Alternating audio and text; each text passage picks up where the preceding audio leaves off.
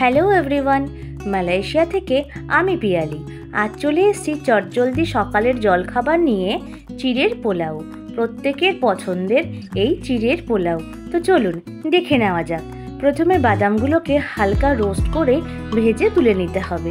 তারপরে একটা পাত্রে আমি একটা আলু ডুমো ডুমো করে কেটে কুচিয়ে রেখে দিয়েছি। আর চিড়েগুলোকে হালকা জল ঝরিয়ে একটা ঝাঁঝরির মধ্যে রেখে দিতে হবে। এরপরে একটা কড়াইতে আমি এখানে 2 চামচ মতন সাদা তেল ব্যবহার করেছি। তারপরে কড়াইতে সাদা তেলটা হালকা গরম হয়ে গেলে চাইলে এখানে আপনারা সর্ষে এবং কারি পাতা ফোড়ন দিতে পারেন, কিন্তু আমি এখানে ব্যবহার করিনি। আলুগুলো দিয়ে নিয়ে হালকা নুন আর হলুদ দিয়ে ভেজে নিতে হবে।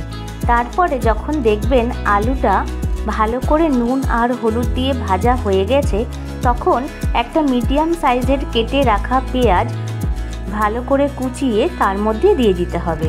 আমি এখানে একটাই পেঁয়াজ ব্যবহার করেছি, চাইলে আপনারা বেশিও ব্যবহার করতে পারেন।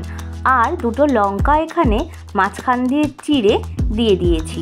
কুচিয়ে ব্যবহার করিনি, কারণ বাচ্চারা যদি খায় তাহলে মুখে পড়লে ওদের ঝাল লাগতে পারে, তাই এখানে আমি লঙ্কাটা চেরাই ব্যবহার করেছি।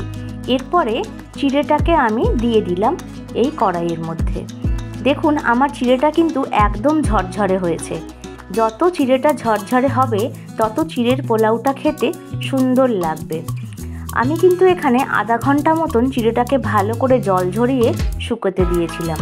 আর আলুর মধ্যে যে হলুদটা থাকবে সেটা দিয়েই কিন্তু চিড়েটা কালারটা হলুদ চলে আসবে। আলাদা করে কিন্তু চিড়ে দেওয়ার পরে কখনো হলুদ দেবেন না, তাহলে হলুদের কিন্তু একটা গন্ধ চলে আসে। আমার কিন্তু প্রায় চিড়ের পোলাওটা রেডি হয়ে এসছে। এবার সামান্য পরিমাণ একটু চিনি দিয়ে আর ঘি দিয়ে আমি চিড়ের পোলাওটা নামিয়ে নেব। দেখুন আমার চিড়ের পোলাওটা প্রায় রেডি হয়ে গেছে। এবার দিয়ে দিচ্ছি আমি বেশ কিছুটা পরিমাণ বাদাম, যেই বাদামটা আমরা প্রথমে রোস্ট করে রেখেছিলাম, সেই বাদামটা দিয়ে নিয়ে আর দিয়ে দিচ্ছি হাফ চামচ মতন ঘি।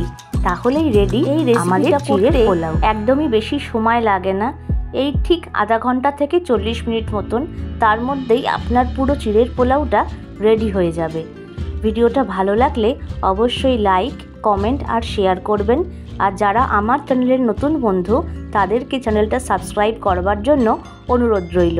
আর যারা ফেসবুক থেকে দেখছেন তারা অবশ্যই আমার পেজে গিয়ে ফলো করে দেবেন। প্রত্যেকে ভালো থাকবেন, সুস্থ থাকবেন, অনেক আনন্দে থাকবেন। Bye bye.